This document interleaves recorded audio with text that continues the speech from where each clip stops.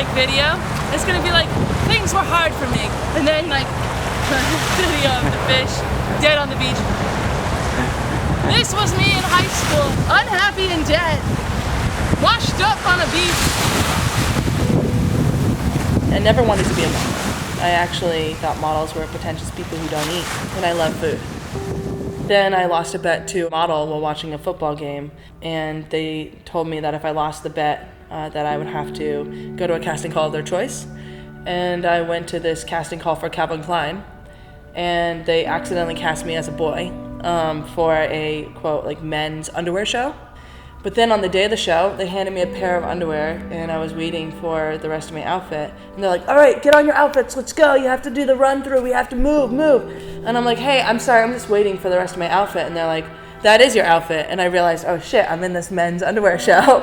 And I knew I had two choices. I could be like, hey, there are some things in my body that don't necessarily go with the marketing scheme that you probably have in mind for this particular garment. And I could give them the underwear and leave. Or I could make it so that my friend would regret the day that I lost that bet to her. So I decided to flip the tables, and I went out there with just the underwear, no bra, no anything, and just walked the runway. My double Ds were like going side to side, and the casting director was like, oh shit. And then the show didn't get as much publicity as they wanted, so they just having me in an article that was like, one of these dudes is actually a chick, you know? I woke up one day and I was like, this is what I need to do. And if it doesn't work, I have a degree. I can fall back, I can do other things, you know? But I need to try. And I never dreamed that being in the fashion world would be bigger than just helping, you know, talk to wealthy individuals and getting them to care about like funding programs that make a difference.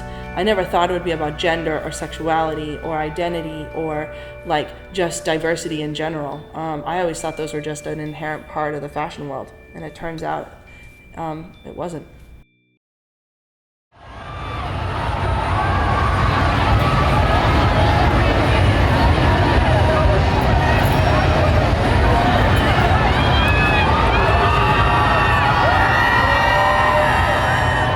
I'm bisexual. Bisexual means my sexuality, my sex, my drive, my lust, my interest. It's my body and it's my preference and it's my path.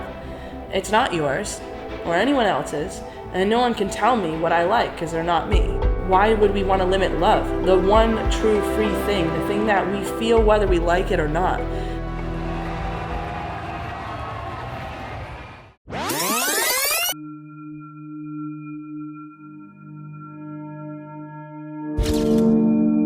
I developed something called gender capitalism, which means I recognize that gender exists socially. We have an idea of what a man looks like, a woman looks like, how they are.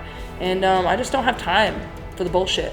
I don't have time to be limited. So I do whatever, I present myself culturally and socially in whatever gender presentation. Free entry for girls to the club, I'll take it. If I want to get a higher pay at a job, I'm a man. If I want to like walk home and feel safe at nighttime when I've had a little too much whiskey, I'm a man because people don't sexually assault me.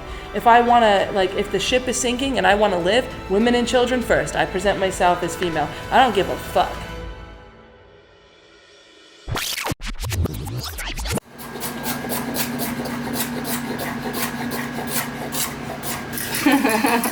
So serious.